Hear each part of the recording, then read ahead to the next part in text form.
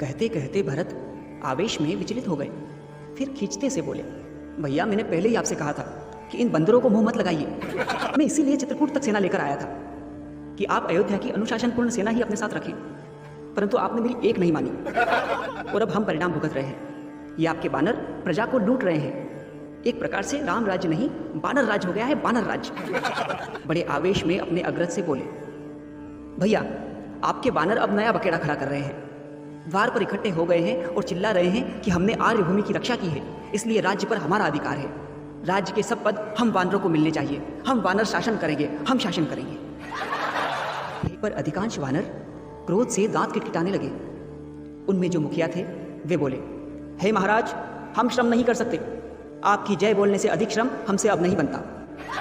आकाश से देवताओं ने जय जयकार किया और पुष्प बरसाए। हे भारद्वाज, इन निठल्ले देवताओं को दूसरों की विजय पर जय बोलने और फूल बरसाने के अतिरिक्त और काम ही क्या है? स्त्री बोली, प्रीतम तुम कौन सा पद लोगे? वानर ने कहा, प्रिय, मैं विश्वविद्यालय का कुलपति बनूंगा। मुझे बचपन से ही विद्या से बड़ा प्रेम है। मैं ऋषियों के आश्रम के आसपास मंडराया करता था। मैं विद्यार्थियों की चोटी खींचकर भागता और हव्य सामग्री झपट कर ले लेता था। और तो और एक बार एक ऋषि का कमंडल ही ले भागा था। इसी से तुम मेरे विद्या प्रेम का अनुमान लगा सकती हो। भाई मैं तो कुलपति ही बनूंगा। हे मुनि, इस प्रकार घाव गिना गिना कर बानर जहां तहां राज्य के उच्च पदों पर आसीन हो गए और बानर वृत्ति के अनुसार राज्य करने लगे। कुछ काल तक अयोध्या में राम राज्य नहीं बल्कि राम राज्य के स्थान पर बानर राज ही चला। जब रामचंद्र ने जगत जननी सीता का परित्याग किया तब कुछ वानरों ने सीता सहायता कोष खोल लिया और अयोध्या के उदार श्रद्धालु नागरिकों से चंदा लेकर खा गए। मेरे प्रिय साथियों, आप सभी को विशाल राव का प्यार भरा नमस्कार। मित्रों, एक बार फिर आप सभी का स्वागत है आपके अपने चैनल ज्ञानवाणी में। आज हम हरिशंकर परसाई जी का प्रसिद्ध हास्य व्यंग लंका विजय के बाद प्रस्तुत करने जा रहे हैं। आप सभी को मेरी ये प्रस्तुतियाँ कैसी लग रही हैं, इस बारे में कमेंट अवश्य करें। अभी तक चैनल को सब्सक्राइब नहीं किया हो तो जल्दी से सब्सक्राइब कर लीजिए। अब हम सुनते हैं हरिशंकर परसाई जी का प्रसिद्ध हास्य व्यंग लंका विजय के बाद। यदि आपको हमारा यह प्रयास अच्छा लग रहा है तो वीडियो को लाइक और शेयर जरूर करें।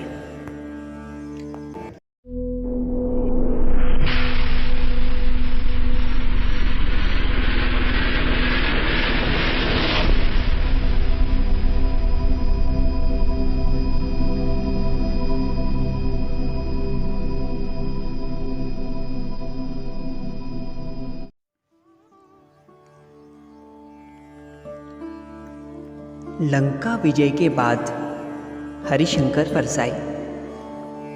तब भारद्वाज बोले, हे ऋषिवर, आपने मुझे परम पुनीत राम कथा सुनाई जिसे सुनकर मैं कृतार्थ हुआ, परंतु लंका विजय के बाद बानरों के चरित्र के विषय में आपने कुछ नहीं कहा। अयोध्या लौटकर बानरों ने कैसे कैसे कार्य किए सो अब समझा कर कहिए। याज्ञवल्क्य बोले, हे भरद्वाज, वह प्रसंग श्रद्धालु भक्तों के श्रवण योग्य नहीं है। उससे श्रद्धा स्खलित होती है। उस प्रसंग के वक्ता और श्रोता दोनों ही पाप के भागी होते हैं। तब भारद्वाज हाथ जोड़कर कहने लगे, भगवान, आप तो ज्ञानी हैं। आपको विदित ही है कि श्रद्धा के आवरण में सत्य को नहीं छुपाना चाहिए। मैं एक सामान्य सत्यान्वेषी हूं। कृपा कर मुझे बानरों का सत्य चरित्र ही सुनाइए। याज्ञवल्क्य प्रसन्न होकर बोले, हे मुनि, मैं तुम्हारी सत्यनिष्ठा देखकर परम प्रसन्न हुआ। तुम में पात्रता देखकर अब मैं वह दुर्लभ प्रसंग तुम्हें सुनाता हूं, सो ध्यान से सुनो। इतना कहकर याज्ञवल्क्य ने नेत्र बंद कर लिए और ध्यान मग्न हो गए। भारद्वाज उनके उस ज्ञानोदीप्त मुख को देखते रहे। उस सहज, शांत और सौम्य मुख पर आवेग और शोभ के चिन्ह प्रकट होने लगे। और ललाट पर रेखाएं उभर आई। फिर नेत्र खोलकर याज्ञवल्क्य ने कहना प्रारंभ किया, हे भरद्वाज, एक दिन भरत बड़े खिन्न और चिंतित मुख से महाराज रामचंद्र के पास गए और कहने लगे, भैया, आपके इन बानरों ने बड़ा उत्पात मचा रखा है। राज्य के नागरिक इनके दिन दुने उपद्रवों से तंग आ गए हैं। ये वानर लंका विजय के मद में उन्मत्त हो गए हैं। वे किसी के बगीचे में घुस जाते हैं और उसे नष्ट कर देते हैं। किसी के भी घर पर बरबस अधिकार जमा लेते हैं। किसी का भी धन धान्य छीन लेते हैं। किसी की भी स्त्री का अपहरण कर लेते हैं। नागरिक विरोध करते हैं तो आपके बंदर कहते हैं, हमने तुम्हारी स्वतंत्रता के लिए संग्राम किया था। हमने तुम्हारी भूमि को असुरों से बचाया। हम न लड़ते तो तुम अनार्यों की अधीनता में होते। हमने तुम्हारी आर्य भूमि के हेतु त्याग और बलिदान किया है। देखो हमारे शरीर के घाव। कहते कहते भरत आवेश में विचलित हो गए। फिर खींचते से बोले, भैया, मैंने पहले ही आपसे कहा था कि इन बंदरों को मुंह मत लगाइए। मैं इसीलिए चित्रकूट तक सेना लेकर आया था कि आप अयोध्या की अनुशासनपूर्ण सेना ही अपने साथ रखें, परंतु आपने मेरी एक नहीं मानी और अब हम परिणाम भुगत रहे हैं। ये आपके बानर प्रजा को लूट रहे हैं। एक प्रकार से राम राज्य नहीं, बानर राज्य हो गया है, बानर राज्य। भरत के मुख से क्रोध के कारण शब्द नहीं निकलते। वे मौन हो गए। रामचंद्र भी सिर नीचा करके सोचने लगे। हे मुनिवर, उस समय मर्यादा पुरुषोत्तम के शांत मुख पर भी चिंता और उद्वेग के भाव उभरने लगे। सहसा द्वार पर कोलाहल सुनाई पड़ा। भरत तुरंत उठकर द्वार पर गए और थोड़ी देर बाद वापस लौटे तो उनका मुख क्रोध से तमतमाया हुआ था। बड़े आवेश में अपने अग्रज से बोले, भैया, आपके बानर अब नया बकेड़ा खड़ा कर रहे हैं। द्वार पर इकट्ठे हो गए हैं और चिल्ला रहे हैं कि हमने आर्य भूमि की रक्षा की है, इसलिए राज्य पर हमारा अधिकार है। राज्य के सब पद हम वानरों को मिलने चाहिए। हम वानर शासन करेंगे, हम शासन करेंगे।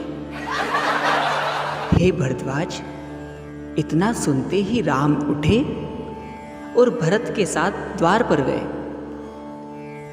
उच्च स्वर में बोले, बानरों, अपनी करनी का बार बार बखान कर मुझे लज्जित मत करो। इस बात को कोई अस्वीकार नहीं करता कि तुमने देश के लिए संग्राम किया है, परंतु हे वानरों, लड़ना एक बात है और शासन करना सर्वथा दूसरी बात। अब इस देश का विकास करना है, इसकी उन्नति करनी है, इसलिए शासन का कार्य योग्य व्यक्तियों को ही सौंपा जाएगा। तुम लोग अन्य नागरिकों की भांति श्रम करके जीविकोपार्जन करो और प्रजा के सामने एक आदर्श उपस्थित करो। महाराज रामचंद्र के शब्द सुनकर वानरों में बड़ी हलचल मची। कुछ ने उनकी बात को उचित बतलाया, पर अधिकांश वानर क्रोध से दांत किटकिटाने लगे। उनमें जो मुखिया थे वे बोले, हे महाराज, हम श्रम नहीं कर सकते। आपकी जय बोलने से अधिक श्रम हमसे अब नहीं बनता। हमने संग्राम में पर्याप्त श्रम कर लिया। हमने इसलिए आर्य संग्राम में भाग नहीं लिया था कि पीछे हमें साधारण नागरिकों की तरह खेतों में हल चलाना पड़ेगा। रही बात हमारी योग्यता की, तो अपनी योग्यता का परिचय हमने लंका में पर्याप्त दे दिया। ये हमारे शरीर के घाव, ये घाव हमारी योग्यता के प्रमाण हैं। इन घावों से ही हमारी योग्यता आंकी जाए, हमारे घाव गिने जाए। हे भारद्वाज, राम ने उन्हें समझाने का बहुत प्रयत्न किया, परंतु वानरों ने तो बुद्धि को वन में ही छोड़ दिया था। हताश होकर राम ने भरत से कहा, भाई, ये नहीं मानेंगे। इनके घाव गिनने का प्रबंध करना ही पड़ेगा। इसी समय उस भीड़ से गगनभेदी स्वर उठा, हमारे घाव गिने जाएं, हमारे घाव ही हमारी योग्यता हैं, हमारे घाव गिने जाएं, हमारे घाव ही हमारी योग्यता हैं। हमारे घाव गिने जाएं, हमारे घाव ही हमारी योग्यता है।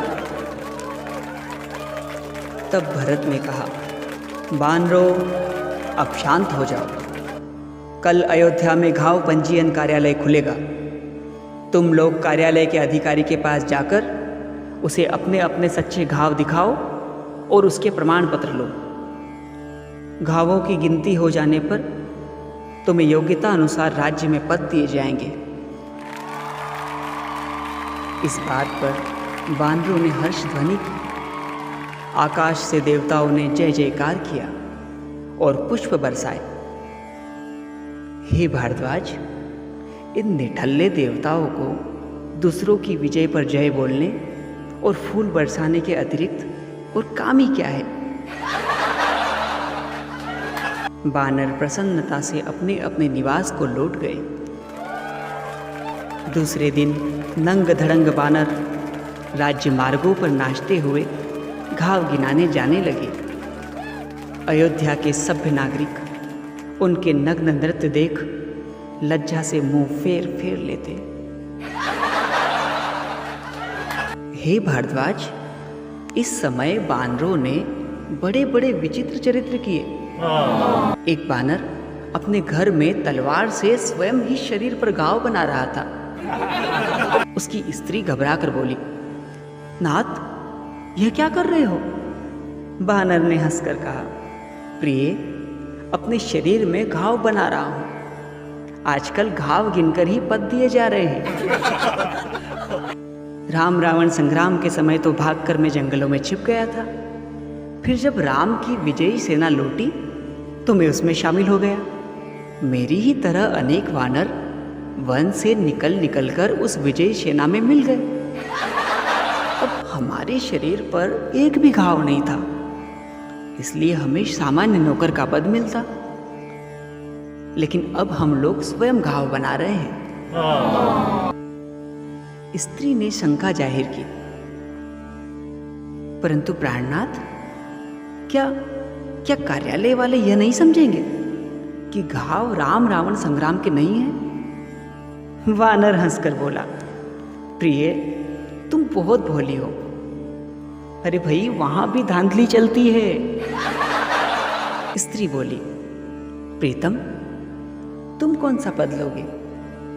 वानर ने कहा, प्रिय, मैं विश्वविद्यालय का कुलपति बनूंगा। मुझे बचपन से ही विद्या से बड़ा प्रेम है। मैं ऋषियों के आश्रम के आसपास मंडराया करता था। मैं विद्यार्थियों की चोटी खींचकर भागता और हव्य सामग्री झपट कर ले लेता था। और तो और एक बार एक ऋषि का कमंडल ही ले भागा था। इसी से तुम मेरे विद्या प्रेम का अनुमान लगा सकती हो। भाई, मैं तो कुलपति ही बनूंगा। याज्ञवल्क्य तनिक रुक कर बोले, हे मुनि, इस प्रकार घाव गिना गिना कर बानर जहां तहां राज्य के उच्च पदों पर आसीन हो गए और बानर वृत्ति के अनुसार राज्य करने लगे। कुछ काल तक अयोध्या में राम राज्य नहीं, बल्कि राम राज्य के स्थान पर बानर राज ही चला। भारद्वाज ने कहा, मुनिवर, वानर तो असंख्य थे और राज के पद संख्या में सीमित। फिर शेष वानरों ने क्या किया?